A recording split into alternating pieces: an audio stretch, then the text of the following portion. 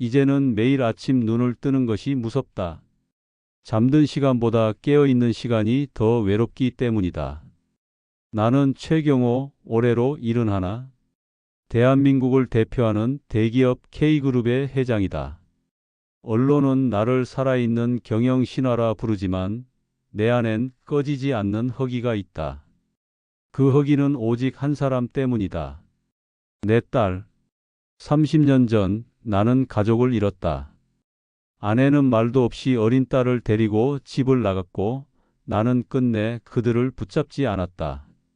애 하나 때문에 인생을 망칠 순 없어. 그때의 나는 성공에 미쳐 있었고 그 성공의 이면에 남겨진 빈자리를 30년째 붙잡고 사는 바보가 될 줄은 몰랐다. 딸의 이름은 수진이다. 5살이 되던 해 그 아이는 내게 아빠, 나 예뻐? 라며 방긋 웃었고 난 그런 딸을 안고 우리 수진이는 세상에서 제일 예뻐 라고 말했다. 하지만 그게 마지막이었다. 그날 이후 나는 다시는 그 아이를 품에 안아보지 못했다. 그리움은 사진 한 장으로 남았다. 서재 한편에 조용히 세워둔 은빛 액자 속 5살 아이의 환한 웃음. 그 사진을 쓰다듬는 것이 내 하루의 시작이자 유일한 위로였다. 처음 몇 년은 사람을 시켜 여기저기 수소문했다. 국내 보육원, 교회, 친정, 먼 친척들까지. 하지만 그녀는 마치 세상에서 사라진 것처럼 어떤 흔적도 남기지 않았다. 그리고 시간이 지나며 내 기억 속 그녀의 얼굴도 목소리도 조금씩 흐려졌다. 그래서 난 내 자신에게 말했다. 이제 그만 놓자. 이미 늦었다. 살아있다는 것만으로도 다행이라 생각하자. 그 말로 스스로를 위로하며 살아왔다. 알람이 울리기도 전에 앞서 눈이 떠졌다.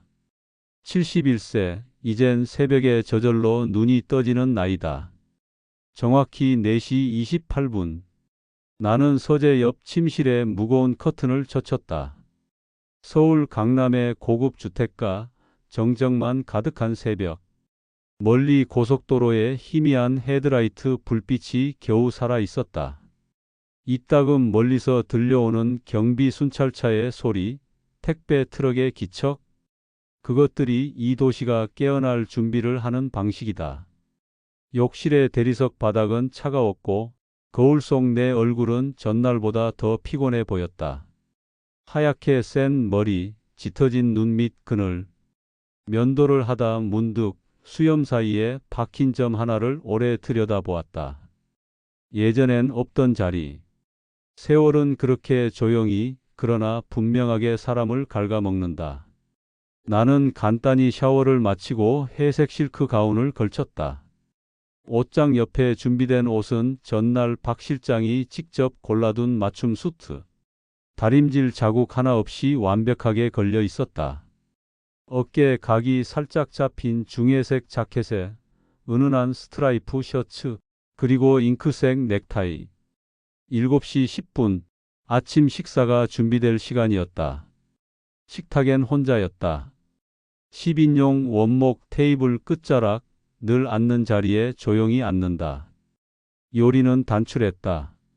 잡곡밥 반 공기, 된장국, 구운 연어 조금, 그리고 갓 지은 두부에 간장 몇 방울. 아침 식사는 말없이 끝난다. 나를 위한 식사가 아니라 루틴의 일부일 뿐이다. 정확히 7시 25분, 티타임. 작은 청자잔에 담긴 따뜻한 유자차를 마시며 창밖을 본다. 이 시간만큼은 누구의 간섭도 없이 조용한 순간이다. 창가에는 작은 은색 액자가 있다. 까만 머리를 두 갈래로 닦고 웃고 있는 아이. 그녀의 이름은 수진이다. 내 딸. 마지막으로 본 게 5살 때였지.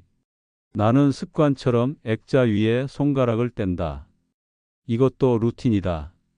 그 웃음 하나에 온몸이 멎어버리는 기분. 30년이 지났지만 매일 아침 이 의식을 걸은 적은 없다. 오늘도 잘 지내고 있겠지, 수진아. 그때 비서실장 서정민이 조용히 문을 열었다. 회장님, 8시 반 일정에 앞서 서류 몇 건만 검토해 주십시오. 나는 천천히 고개를 끄덕였다. 그리고 곧 검은 차량이 현관으로 들어왔다. 회사로 향하는 길.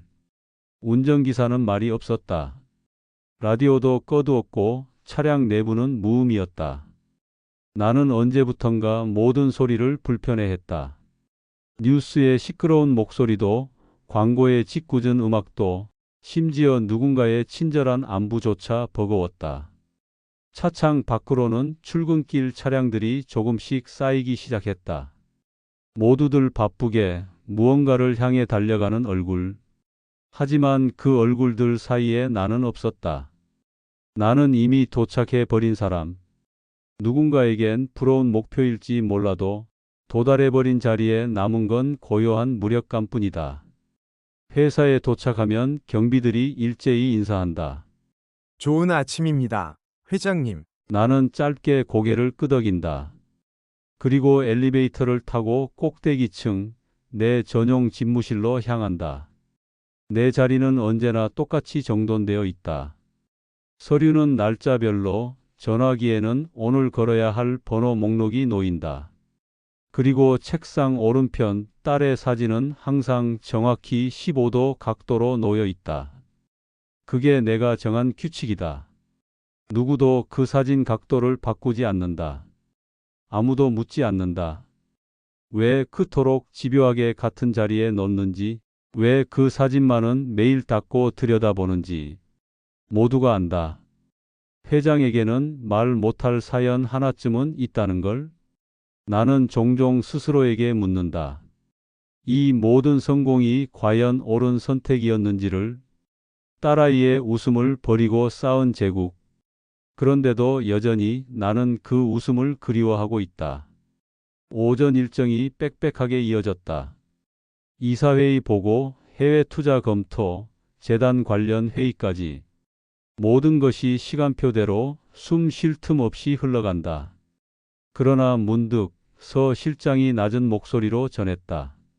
참, 오늘부터 환경관리직 한 분 새로 들어왔습니다. 이름은 이수진 씨입니다. 순간 손에 들고 있던 펜이 멈췄다. 수진? 너무 흔한 이름이지만 왜 그렇게 가슴이 철렁 내려앉는 걸까? 그건 단순한 우연이었을까? 아니면 30년 전 내가 내버린 인연이 다시 날 찾아온 신호였던 걸까? 그날 나의 일상은 그렇게 아주 작게, 그러나 결정적으로 흔들리기 시작했다. K그룹 본사 빌딩, 서울 강남 중심부. 지상 42층, 지하 6층.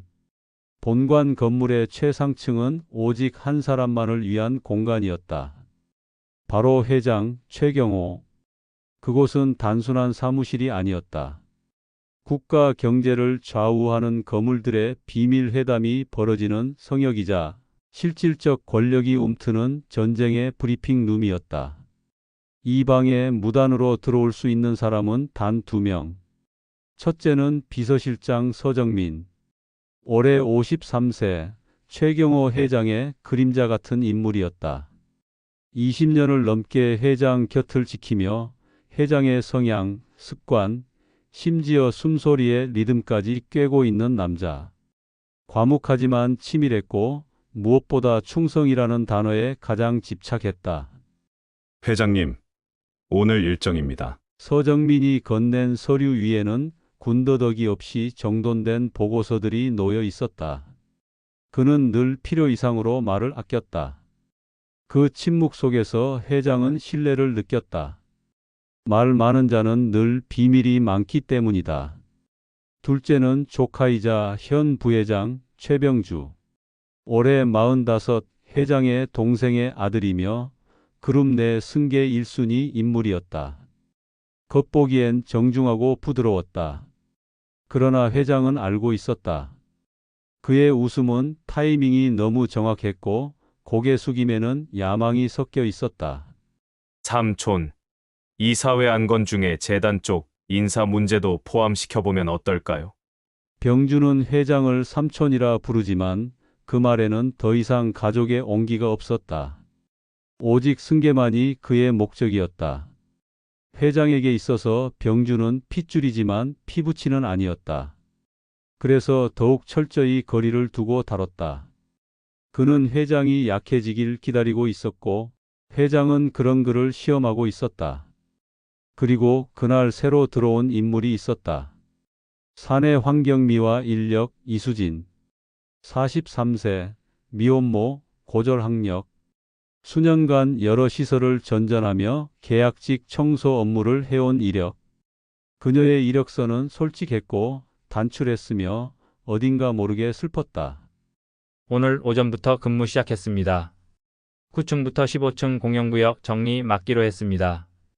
인사팀장이 짧게 보고했다. 회장은 고개를 끄덕일 뿐 별다른 반응은 없었다. 수많은 직원 중 하나? 그저 스쳐 지나갈 인물이라 여겼다. 하지만 비서 서정민은 미세하게 눈썹을 찌푸렸다. 이수진 어디서 들어본 이름 같은데? 그러나 이내 아무 말도 하지 않고 서류를 덮었다. 이수진은 자신을 최대한 조용하게 숨겼다. 누구와도 불필요한 대화를 하지 않았고 항상 일정보다 30분 일찍 와서 복도를 닦았다. 가끔 누구도 보지 않는 시간에 유리창 너머 회장실을 바라보기도 했다. 그 눈빛은 묘했다. 그리움인가, 원망인가 아니면 어떤 갈망? 어머, 저 사람이 새로 온 사람이야? 총무팀 과장 서지연은 힐끔 그녀를 보며 속삭였다. 조금 분위기가 다르지 않아? 청소하는 사람인데 왠지 단정하고 조용한 게. 그러게. 좀 차가운 느낌도 있고 누굴 꼭 찾는 사람 같기도 해. 그러나 대다수 직원들은 그녀에게 관심이 없었다. 단순히 청소하는 사람일 뿐 이름조차 기억하려 하지 않았다. 단 한 사람, 회장을 제외하곤. 회장은 몇 차례 우연처럼 그녀를 마주쳤다. 복도 청소 중인 그녀와 복사실 근처에서 정리하는 그녀. 그녀는 늘 그랬다. 고개를 조용히 숙이며 안녕하세요, 회장님. 짧고 정중한 인사를 남기고 조용히 사라졌다. 그의 눈엔 이상한 것이 들어왔다. 그녀가 쓰는 작은 수첩. 낡았지만 깔끔하게 정리된 글씨. 페이지마다 빼곡히 메모된 이름들과 숫자들. 그리고 그녀의 목에 늘 걸려있는 작은 펜던트 하나. 보석도 브랜드도 없는 은색 장신구. 어딘가 모르게 익숙한 디자인. 언젠가 오래전 그가 손수 디자인했던 딸아이 생일 선물. 하지만 그런 우연은 세상에 많다. 그럴 리 없다고 스스로를 타일렀다. 회장실에서 창밖을 보던 그날 오후, 회장은 처음으로 서정민에게 물었다. 새로운 청소부 이수진 씨 말이야. 나이가 어떻게 된다고 했지? 네. 43세입니다. 특별한 경력은 없고 혼자 아이 키우며 지내셨다고 하더군요. 그렇군. 그는 대답을 들은 뒤 아무 말 없이 창밖을 응시했다. 도시는 붉게 물들기 시작했고 하늘은 어딘가 흐릿했다. 마치 잊힌 과거가 다시 이 빌딩 한복판으로 걸어 들어오고 있다는 예감이 들었다. 그날 아침 유난히 사무실의 공기가 묘하게 탁했다. 창밖에는 햇빛이 쏟아졌지만 회장실 안은 조용한 정막이 흐르고 있었다. 최경호 회장은 여느 때처럼 은색 액자에 손끝을 얹고 있었다. 딸의 사진을 닦고 있었는지도 모른다. 아니면 그저 멍하니 보고 있었을 뿐일 수도 있다. 회장님, 낮고 또렷한 목소리. 비서실장 서정민이 조용히 문을 열고 들어왔다. 오른손에 오늘 일정표, 왼손에는 봉투 하나가 들려 있었다. 오늘 오전 11시 계열사 임원진 보고 예정입니다. 그리고 오전 중에 작은 문제가 하나 있었습니다. 그는 봉투를 조심스레 책상 위에 올려놓았다. 그 속엔 1층 로비에서 있었던 소란 상황이 담긴 내부 민원 보고서가 들어 있었다. 환경미화 직원 중 한 분이 청소구역 조정 문제로 관리자와 언쟁이 있었습니다. 회장은 미간을 좁혔다. 누구지? 이수진 씨입니다. 그래? 순간 회장의 손끝이 펜을 멈췄다. 어제 복도에서 마주쳤던 그 여인의 얼굴이 스쳤다. 차분하지만 어딘가 단단한 눈빛, 그리고 목에 걸린 작은 은장 펜던트? 무례한 행동은 아니었고요. 정당한 주장을 했다고 합니다. 초기 배정된 구역보다 위험도가 높은 장소로 일방적으로 교체됐다는 내용이었고, 현장 관리자 쪽 실수로 정리됐습니다. 회장은 무심한 듯 고개를 끄덕였다. 하지만 뒷머리 어딘가가 불편하게 당기는 듯 했다. 이수진. 또 그녀였다. 서정민은 잠시 주저하더니 조심스레 말을 이었다. 한 가지 이상한 점이 있습니다. 말해. 보고서 확인 중 이수진 씨의 인사기록과 예전 재단 보조금 신청자 목록에서 동명이인이 아닌지 모를 기록이 발견됐습니다. 회장의 눈이 가늘게 떨렸다. 동명이인? 2006년경 본사 사회복지재단을 통해 지원받은 한부모 가정 명단 중 이수진이라는 이름이 있었는데 주소지와 생년월일이 거의 동일합니다. 정확한 교차 검증은 아직 진행 중입니다. 회장은 말없이 서류를 넘겼다. 종이 사이로 그녀의 이름이 또렷이 박혀 있었다. 이수진 1982년생 경기도 고양시 미혼모. 그는 아무 말도 하지 않았다. 하지만 심장이 조용히 아주 천천히 고동치기 시작했다. 그때 회장실 문이 툭 하고 열렸다. 문 앞에는 검은 슈트 차림의 남자, 최병주 K그룹 부회장이었다. 자신의 아버지 대신 삼촌 밑에서 사업을 배운 인물. 겉으론 싹싹하고 머리는 영리하지만 언제부터인가 그의 눈빛은 이권과 계승만을 향하고 있었다. 삼촌 방해는 안 되죠. 그는 익숙하게 들어와 소파에 털썩 앉았다. 서정민은 조용히 서류를 회수하고 자리를 비켰다. 무슨 일인가? 회장은 눈을 떼지 않은 채 물었다. 글쎄요, 아무래도 요즘 본사 분위기가 조금 묘합니다. 새로 들어온 청소부 말인데요, 수진 씨. 그분에 대한 얘기가 자꾸 들려와서요. 무슨 얘기? 이상할 정도로 조용하고 묘하게 위계질서를 거스르지도 않는데 뭐랄까 정체불명의 긴장감을 만들어낸다고 해야 하나. 회장은 고개를 돌렸다. 그깟 청소부 하나가 회사를 뒤흔들겠나? 그렇진 않죠. 다만 본능적으로 촉이 오는 겁니다.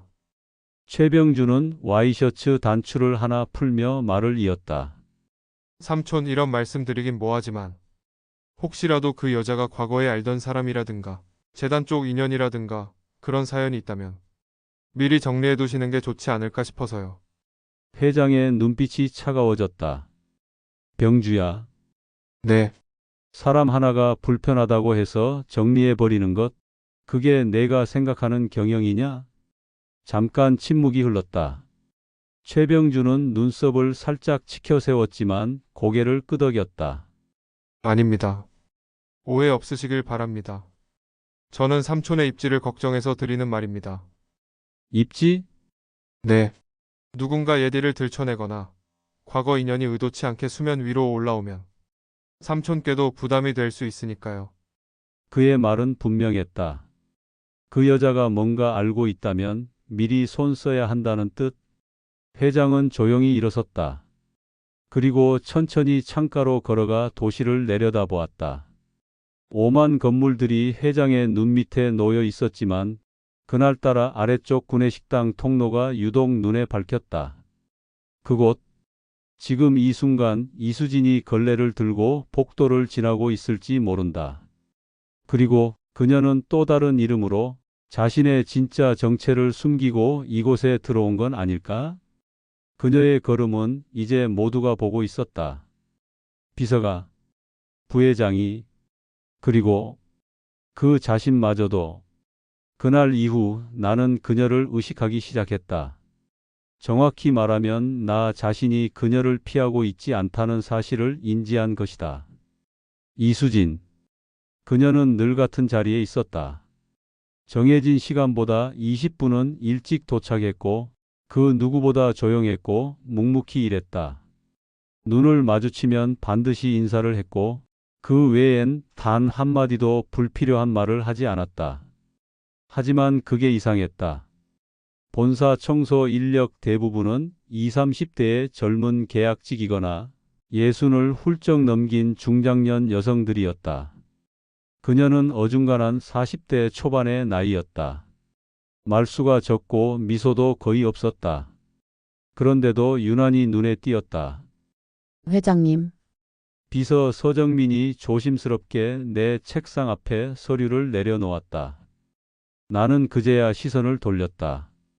그 순간까지 나는 손에 들고 있던 보고서에 글자 한 줄도 읽지 못하고 있었다. 네, 거기 두세요. 나는 애써 아무렇지 않은 듯 말했다. 점심 약속 취소하실까요? 위원장님 쪽 일정이 밀렸다고 합니다. 그래. 이시로 미뤄. 서정민이 나가고 나는 다시 시계를 봤다. 11시 47분. 이수진이 12시에 복도 청소를 시작하는 시간이었다. 어느새 익숙해진 그 리듬감이 내 안에 새겨져 있었다. 그녀가 밟고 지나가는 타일의 간격, 문을 열 때마다 들리는 미세한 푸시카트 바퀴 소리, 그리고 그녀가 쉬는 시간에 앉는 구내식당 뒤편 계단. 나는 의도하지 않았지만 그녀의 하루 루틴을 외워버리고 있었다. 점심시간.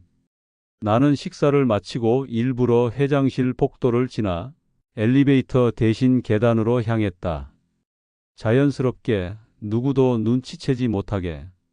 그리고 예상대로였다. 복도 끝 투명 유리창 앞 그녀가 혼자 앉아 있었다. 작은 플라스틱 물병을 옆에 두고 무릎 위엔 빛바랜 노트 하나. 그녀는 뭔가를 적고 있었다. 정갈한 글씨, 수줍은 손.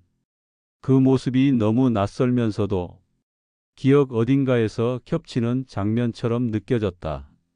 바로 그때 그녀가 고개를 들었다. 그리고 나와 눈이 마주쳤다.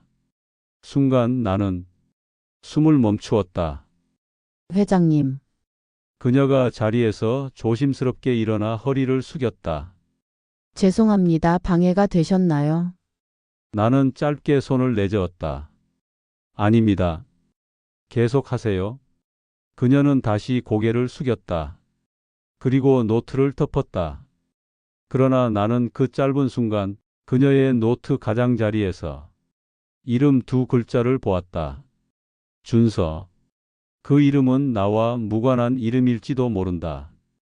그러나 왜 그토록 심장이 내려앉았는지 설명할 수 없었다. 그날 오후 나는 회장실 창가에 오래도록 서 있었다. 서류도 보지 않았고 보고도 받지 않았다. 대신 생각만 했다. 그녀의 눈빛, 말투, 그리고 걸음걸이. 혹시 설마 그런 일은? 나는 고개를 세게 흔들었다. 아니다. 그럴 리 없다. 수진이라니 이름이 같다고, 느낌이 있다고, 그걸로 이 모든 불안을 설명하겠다는 건가? 하지만 이상했다.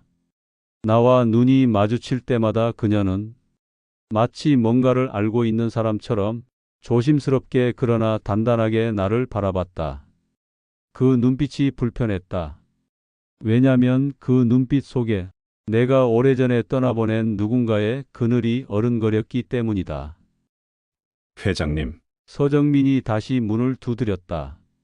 부회장님이 잠시 들르셨습니다. 보내세요. 최병주가 들어오며 의미심장한 미소를 지었다. 삼촌 점점 말씀이 줄어드십니다. 무슨 고민이라도 있으신 겁니까? 고민 없는 사람이 어디 있겠냐? 나는 짧게 받아쳤다. 요즘 본사 분위기가 예민해서요. 직원들 간 잡음이 조금 있어서 조심스러운 시기입니다. 그 말 속엔 묘한 경계가 섞여 있었다. 아 참.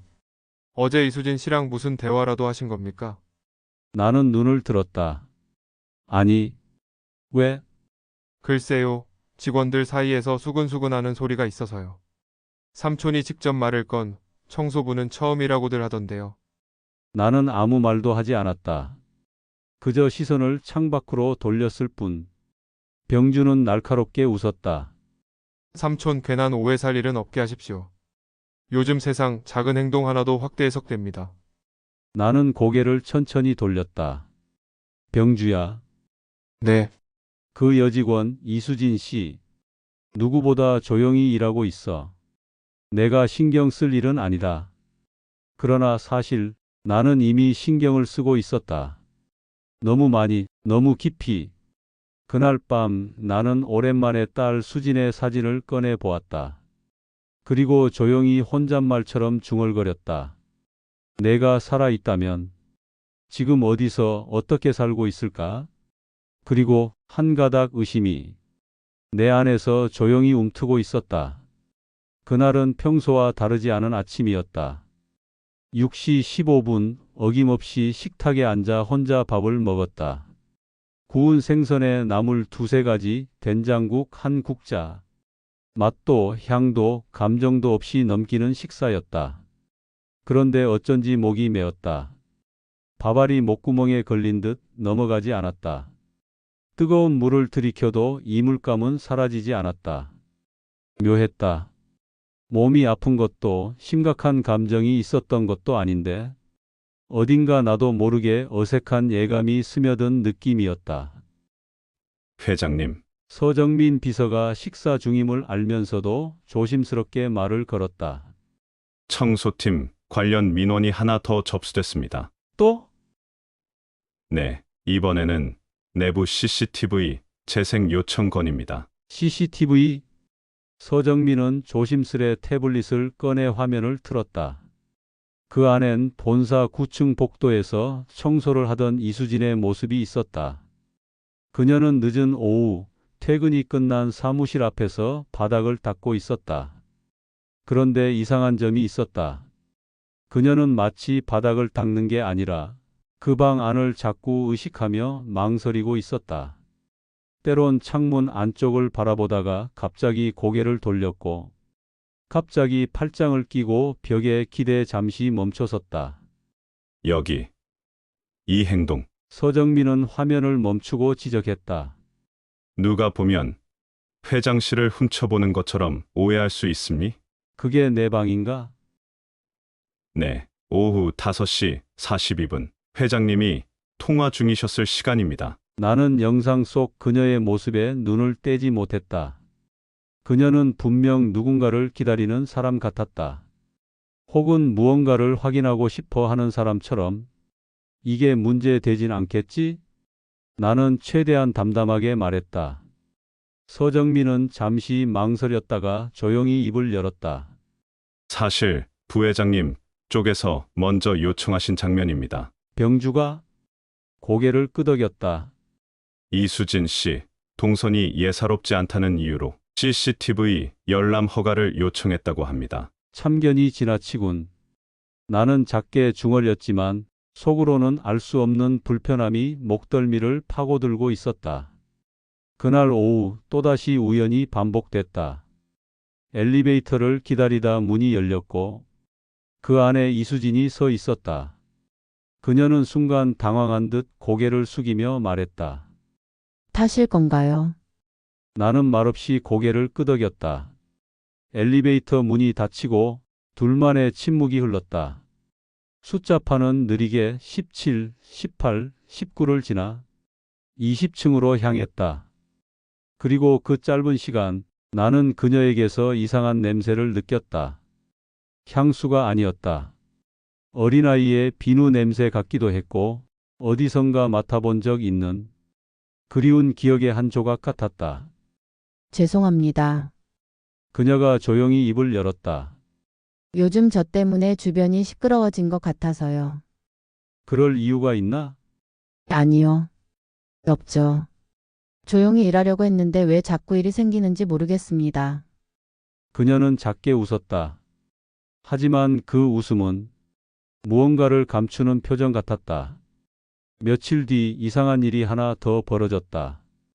회사 전산팀에선 단순한 시스템 이상으로 보인다고 했지만 정확히 이수진의 인사기록 파일만이 일시적으로 접근 제한이 걸려 있었다는 사실.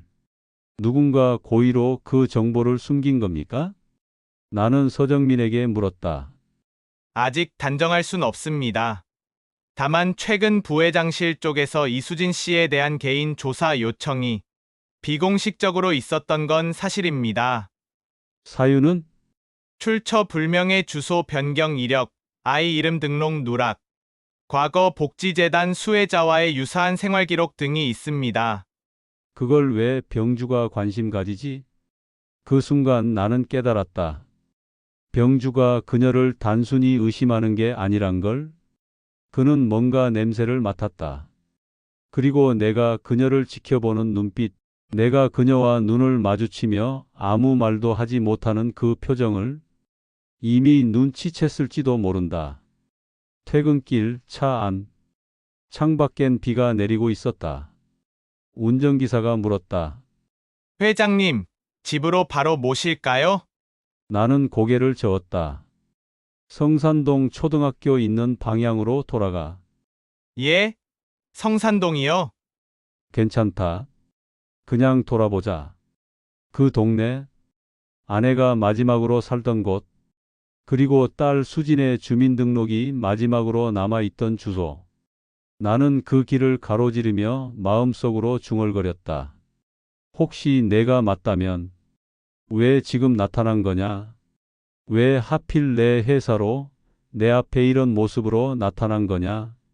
그리고 가장 깊은 곳에서 피어오르는 두려움. 혹시 널 버린 사람으로 날 기억하고 있는 건 아닐까? 회장님, 큰일입니다. 서정민 비서가 평소보다 훨씬 급한 숨소리로 회장실 문을 밀치고 들어왔다. 나는 서류에서 고개를 들었다. 그의 얼굴에 평정은 없었다. 뭔가? 이수진 씨가 지금 부회장님과 정문 앞에서 실랑이를 벌이고 있습니다. 뭐라고? 나는 자리에서 벌떡 일어났다. 내가 일어서는 건 흔치 않은 일이었다. 비서실 전체가 일순간 술렁였다. 엘리베이터가 도착하자마자 나는 빠르게 1층 로비를 지나 현관으로 향했다. 그곳엔 이미 몇몇 임직원들이 몰려 있었다. 어색한 긴장 속 나는 인파 사이를 가르고 그 장면을 마주했다. 최병주 부회장은 팔짱을 낀 채 싸늘한 표정으로 이수진을 내려다보고 있었고, 이수진은 단정한 복장 그대로 고개를 들고 그와 마주 서 있었다. 작은 키 마른 체구였지만 그녀의 눈빛은 전혀 흔들리지 않았다. 당신이 감히 뭘 숨기고 있는지 더는 모른 척 못하겠군요. 병주의 목소리는 낮지만 명확했다. 거짓 이력, 주소 변경, 복지재단 수혜 이력 조작. 이게 단순한 실수입니까? 아니면 그는 고개를 돌려 현장에 들어선 나를 바라봤다. 삼촌 우연이라고 생각하십니까? 순간 모든 시선이 내게 쏠렸다.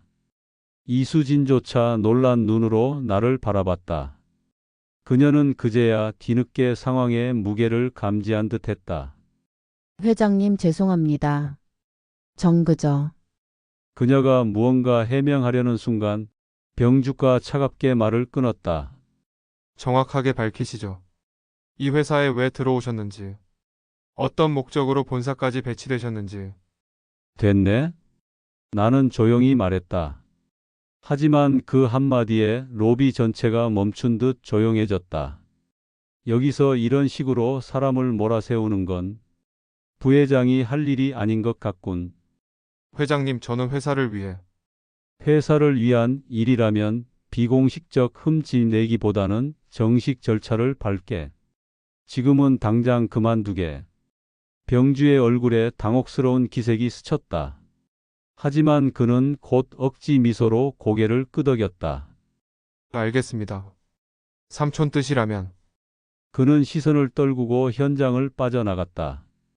사람들이 하나둘 흩어지고 로비엔 나와 이수진만 남았다. 그녀는 한참 동안 아무 말도 하지 않았다. 손에 들고 있던 청소용 장갑을 꾹 쥐고 있었다. 마치 눈앞에서 모든 게 무너진 듯한 얼굴이었다. 죄송합니다. 그녀가 어렵게 입을 열었다. 이런 일이 벌어질 줄은 몰랐습니다. 나는 천천히 그녀를 바라봤다. 이수진 씨, 네, 내가 물을 테니 하나만 대답해 주세요. 네.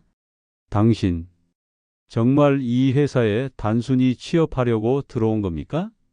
그녀는 눈을 피했다. 그것만으로 충분했다. 내 안에서 모든 것이 무너져 내렸다.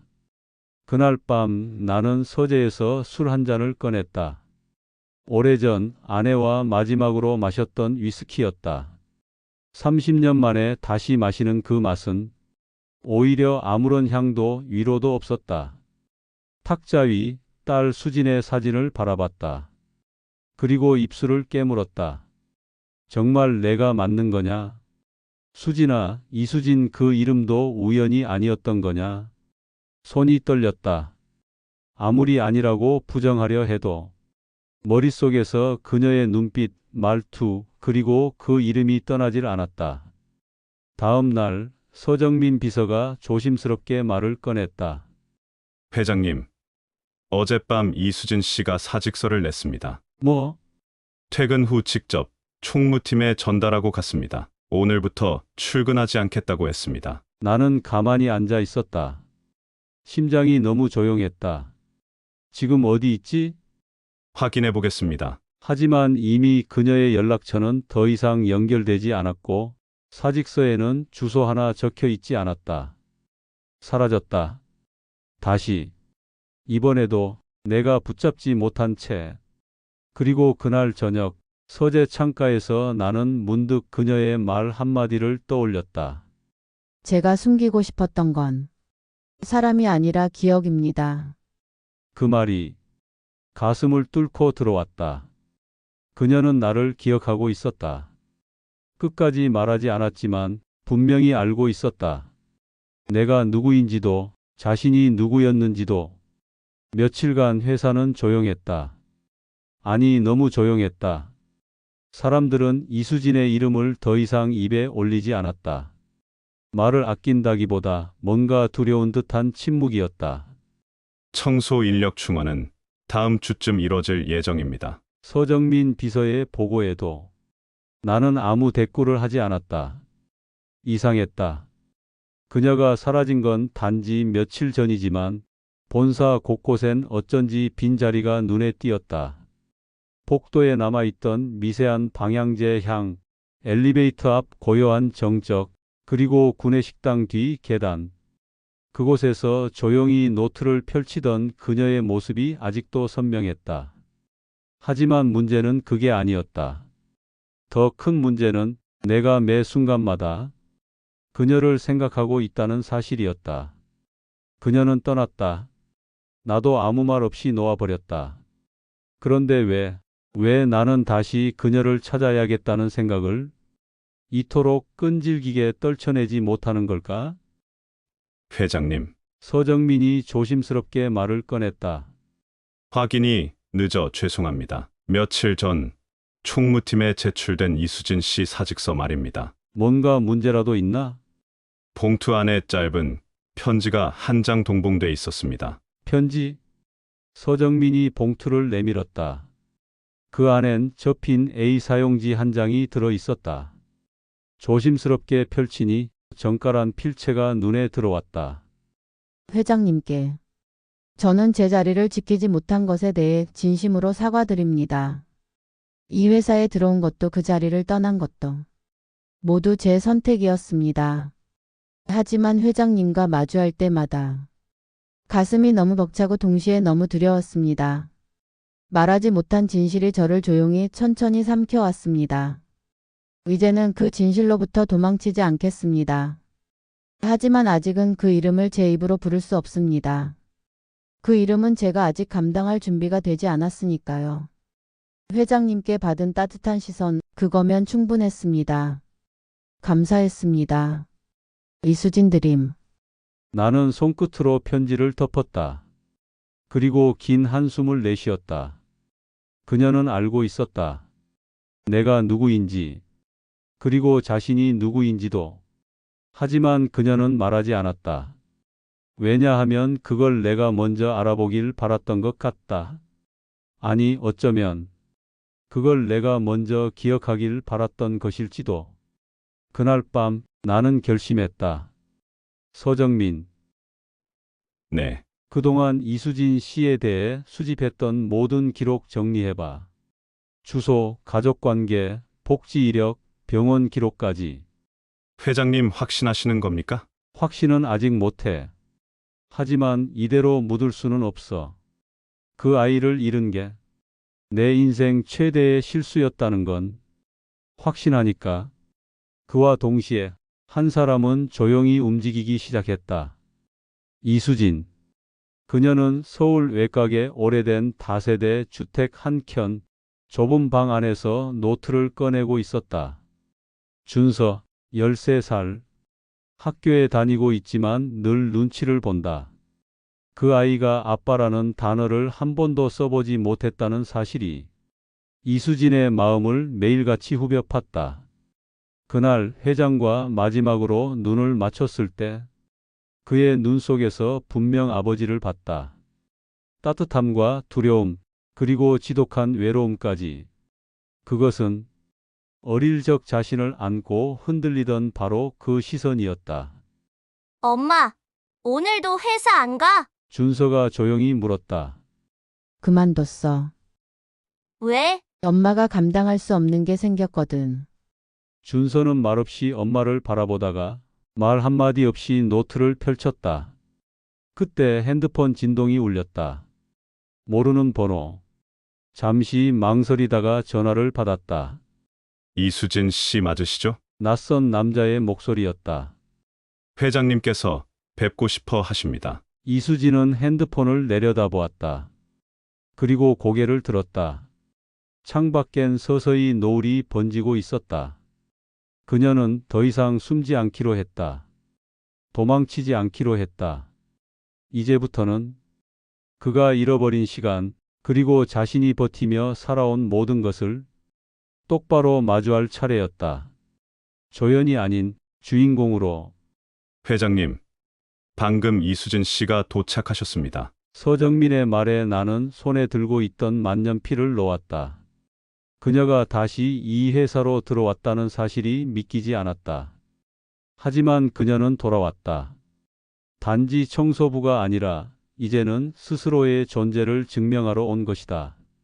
나는 잠시 침묵한 뒤 천천히 말했다. 응접실로 모시게. 네. 회장님, 본사 38층 귀빈 응접실. 그 공간은 K그룹에서도 오직 해외 투자자나 장관급 인사만 들이는 특별 구역이었다. 그곳에 청소부 출신의 한 여인이 앉아 있었다. 이수진은 말없이 정면을 바라보고 있었다. 긴장한 기색은 없었다. 되려 단단한 각오가 느껴졌다. 문이 열리고 회장이 들어섰다. 그녀는 자리에서 천천히 일어섰다. 오랜만입니다, 회장님. 왔군요. 불편하셨다면 사과드리겠습니다. 아니, 내가 불편한 건 내 안에 오래전부터 있던 감정이야. 두 사람은 말없이 마주 앉았다. 그리고 긴 침묵이 흘렀다. 그 순간 복도 너머에서 누군가가 조용히 두 사람을 바라보고 있었다. 바로 최병주였다. 그의 눈은 날카롭고 싸늘했다. 결국 이렇게까지 끌어들이는 건가요, 삼촌? 그는 아무 말 없이 돌아섰지만 그 표정에는 뚜렷한 경계가 담겨 있었다. 이후 회사 내부는 눈에 띄게 술렁이기 시작했다. 그 청소부 이수진 씨 말이야 회장님이 직접 불러서 만났대. 진짜야? 무슨 사이야 대체? 비서실 쪽에선 완전 기밀이라던데 심상찮은 분위기야. 누구도 정확히 알지 못했다. 그녀가 회장과 어떤 관계인지, 왜 갑자기 모든 것이 정지된 듯 돌아가는지. 그러나 확실한 건 그녀의 존재가 더 이상 청소부가 아니라는 것이었다. 서정민은 묘한 감정을 느끼고 있었다. 처음엔 단순한 호기심이었고, 그 다음엔 업무상 관심이었고, 지금은 그것이 복잡한 감정으로 자라나고 있었다. 그는 회장의 곁을 20년 넘게 지켰다. 누구보다 그의 내면의 갈라짐을 조용히 지켜본 사람이다. 그런 회장이 지금 누군가에게 감정을 보여주고 있었다. 이수진 당신은 도대체 누구지? 그는 혼잣말처럼 중얼거렸다. 며칠 뒤 최병준은 다시 회장을 찾았다. 그의 표정은 이전보다 훨씬 노골적이었다. 삼촌, 제가 그냥 넘기기엔 이건 선을 넘은 일 같습니다. 무슨 일 말인가? 그 여자가 다시 본사에 드나들고 회장실까지 출입했다는 사실. 이사회가 알게 되면 오해받을 겁니다. 그게 아무리 과거의 인연이라 해도.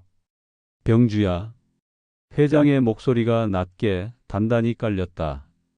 넌 내가 알고 있는 게 전부라고 생각하지 마라. 그럼 도대체 누구입니까? 그 여자는? 그건 나도 아직 알아가는 중이다. 최병주는 말없이 물러섰지만 그 눈빛은 이미 전쟁을 예고하고 있었다. 같은 시각 이수진은 조용히 병원에 있었다. 소아과 진료실 앞 아들 준서가 진료를 마치고 나오자 그녀는 조용히 손을 내밀었다. 많이 기다렸어. 아니, 엄마, 근데 회사 그만뒀잖아. 다시 간 거야? 응. 왜? 이번엔 도망치고 싶지 않아서. 준서는 말없이 고개를 끄덕였다. 그 나이 또래 아이답지 않게 조숙한 눈빛이었다. 이수진은 이후 회장실 근처로부터 더욱 가까이 다가가기 시작했다. 비공식 외주 프로젝트의 기록 관리 보조 인력. 서정민의 조용한 배려로 가능해진 배치였다. 이게 제가 해도 되는 일인가요? 예전부터 하시던 정리 능력 보니 잘 하실 겁니다. 감사합니다. 제가 도와드린 게 아닙니다. 회장님께서 그 사람은 더 이상 피하지 않을 거다라고 하셨습니다. 이수진은 고개를 끄덕였다. 그 말이 그녀의 지난 30년을 다시 붙들어주는 첫 이로 같았다. 이제 그녀는 본사 복도 한가운데를 고개를 숙이지 않고 걷고 있다. 누군가는 수군거리고 누군가는 피해가며 또 누군가는 그 안에서 새로운 감정을 느끼기 시작한다. 그러나 확실한 건 그녀는 더 이상 배경 인물이 아니란 것이다. 지금 이 이야기의 한가운데에 선 인물로 모든 시선이 그녀를 향해 몰리고 있다. 비가 그쳤다.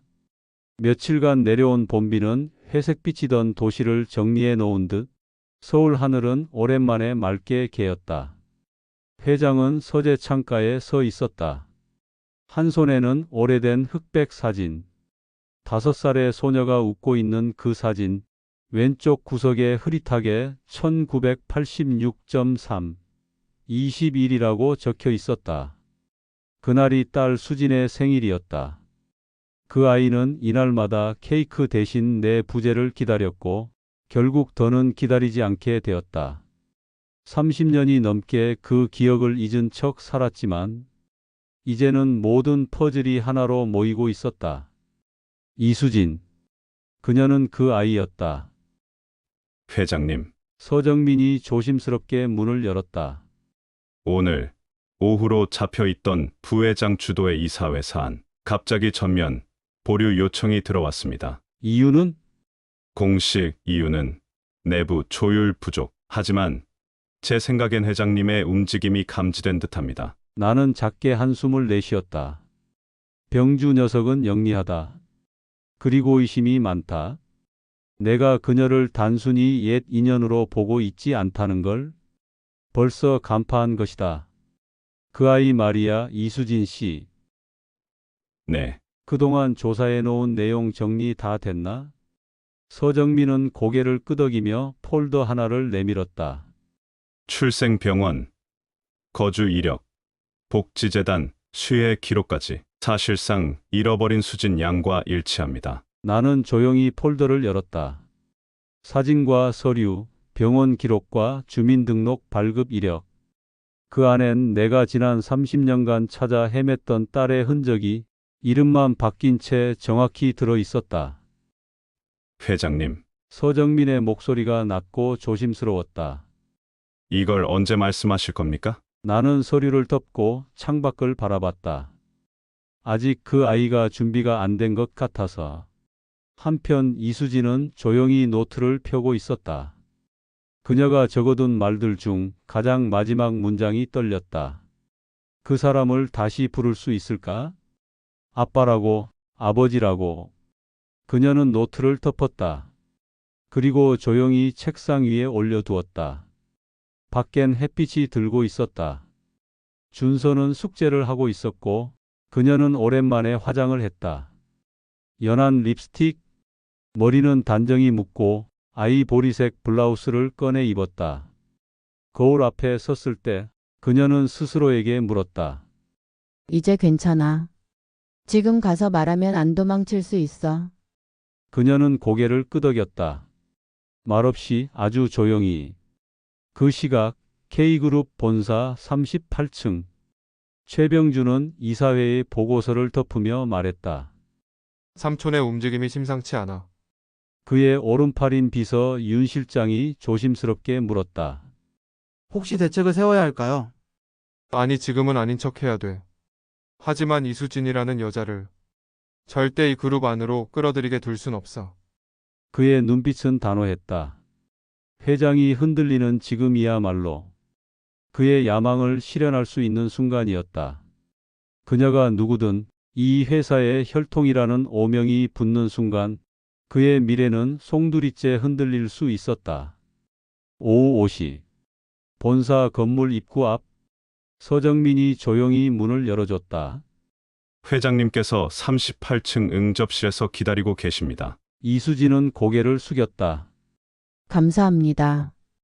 엘리베이터 문이 열릴 때까지 두 사람은 아무 말도 하지 않았다.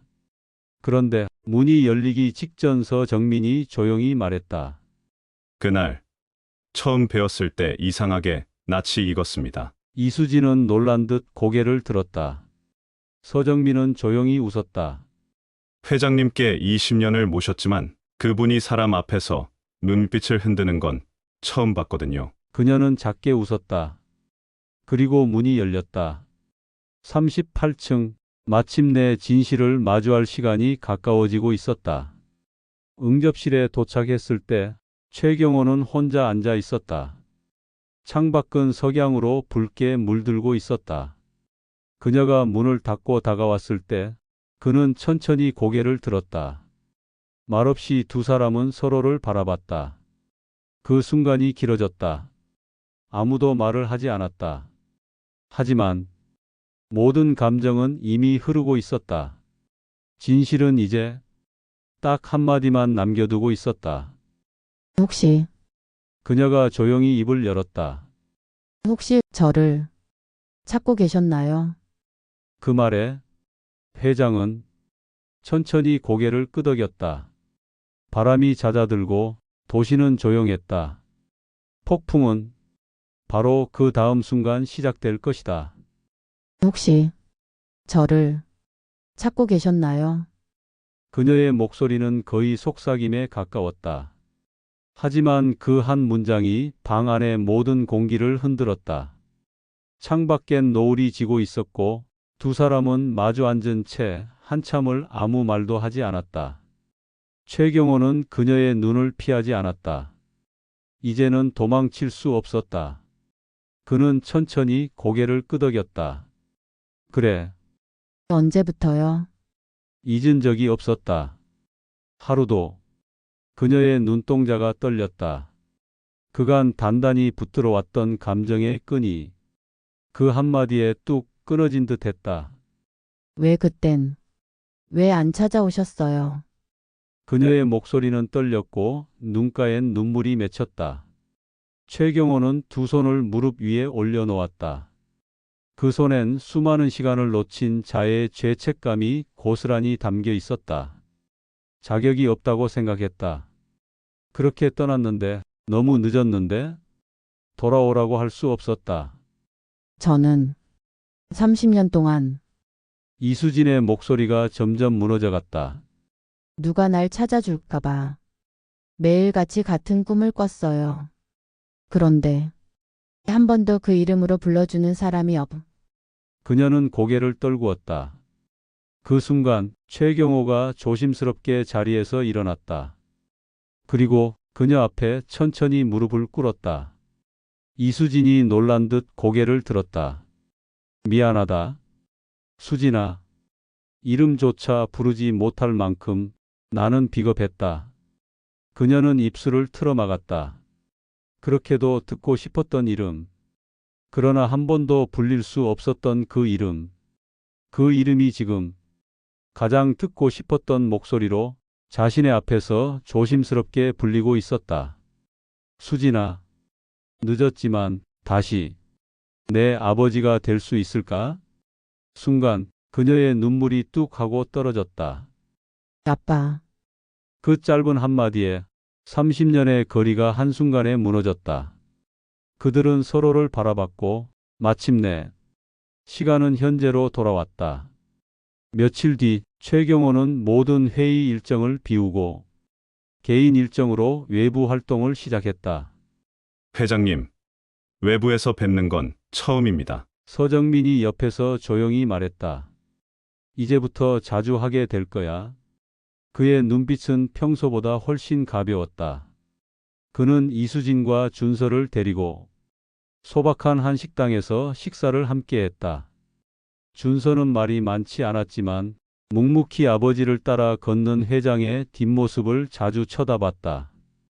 그날 밤 이수진은 조용히 노트에 글을 남겼다.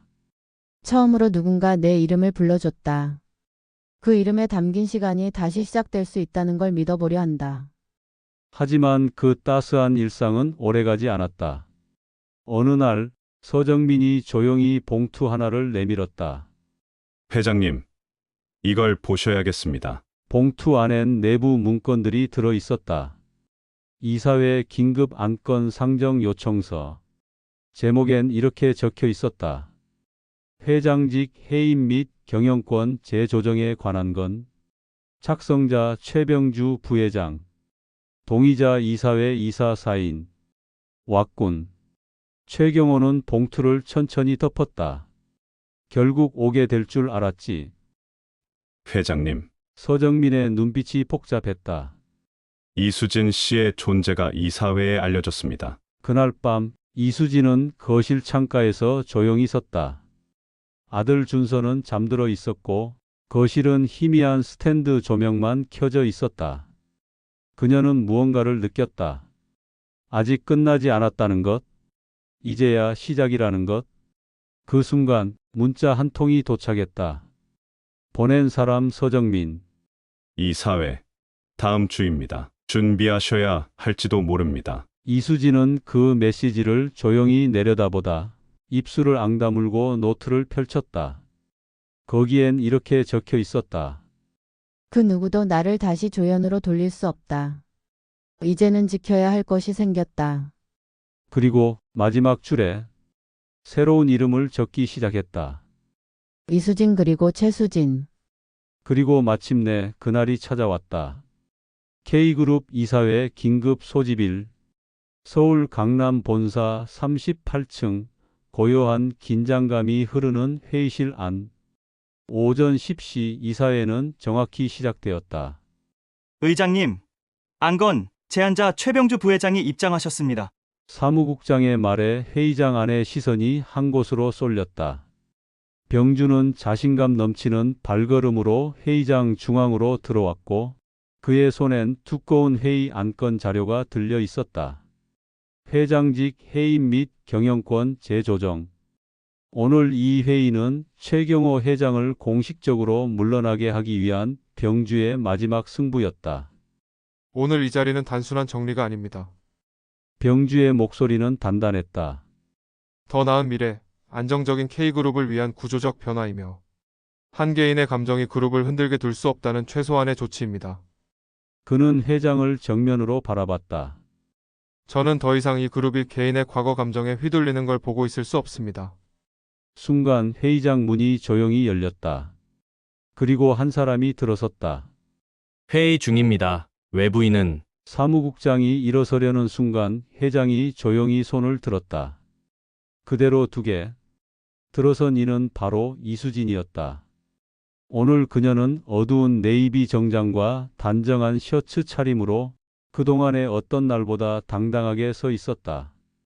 제가 이 자리에 있는 것이 불편하시겠지만 그녀가 회의실 중앙으로 걸어나가며 입을 열었다. 오늘은 제 이야기를 직접 해야 할 것 같아서 나왔습니다. 병주의 표정이 굳었다. 당신은 이사회 참석 대상이 아닙니다. 그러나 회장이 입을 열었다. 이 사람은 내 딸이다. 그 순간 회의장은 충격의 침묵으로 얼어붙었다. 30년 전 나도 그녀를 잃었고 그녀도 나를 잃었다. 하지만 이제 나는 그녀를 외면하지 않겠다. 병주는 눈빛이 흔들리며 외쳤다. 그럼 지금 사적인 감정으로 경영 판단을 하시겠다는 겁니까? 그녀가 누구든 이 그룹을 함께 운영할 자격은 자격이라. 회장이 조용히 그러나 날카롭게 말을 이었다. 내가 말하는 자격은 단지 경영권 승계만이냐? 헌신 없이, 땀 없이, 오직 욕심으로 채운 너와 가족을 잃고 삶을 홀로 감내하며 다시 돌아온 이 아이 중 진짜 책임질 사람은 누구겠느냐? 병주의 얼굴이 일그러졌다. 그럼 이 아이에게 그룹을 넘기겠다는 겁니까? 아니다. 회장은 자리에서 일어섰다. 이 아이에게 회사를 맡기진 않을 거다. 하지만 내가 책임지고 소개하고 싶다. 이수진은 고개를 들었다. 제 이름은 이수진입니다. 하지만 이 자리에서만큼은 최수진이라 불러주시길 바랍니다. 그녀는 준비해온 서류를 꺼냈다. 저는 지난 10년간 복지시설, 민간사회단체, 재단 기록관리 프로젝트 등에 참여하며 실무 경험을 쌓아왔고 회장님의 본사 기록 정리 업무 역시 6개월간 도맡아 수행했습니다. 그리고 마지막으로 말했다. 제가 이 자리에 선 이유는 이제 제 아이에게 부끄럽지 않은 어른이 되기 위해서입니다. 숨는 것도 피하는 것도 감정에 얽매이는 것도 끝내고 싶었습니다. 회의장 안은 무겁고도 깊은 침묵에 휩싸였다. 그날 회장은 공식적으로 경영에서 한 발 물러서겠다는 입장을 밝혔고 최병주의 해임 안건은 부결되었다. 대신 K그룹은 새로운 형태의 사회공헌 이사회 조직을 구성하기로 하고 그 수장 자리에 최수진이 오르게 되었다. 그녀는 여전히 조용했지만 이젠 자신을 조연이 아니라 주인공이라 부를 수 있게 되었다. 며칠 뒤 준서와 손을 잡고 퇴근하던 그녀는 회장과 마주쳤다. 아버지. 그녀가 처음으로 그렇게 불렀다. 회장은 말없이 눈빛으로 딸을 안았다. 그리고 말했다. 이제야 내 이름을 제대로 부를 수 있게 되었구나. 내 딸 수진아.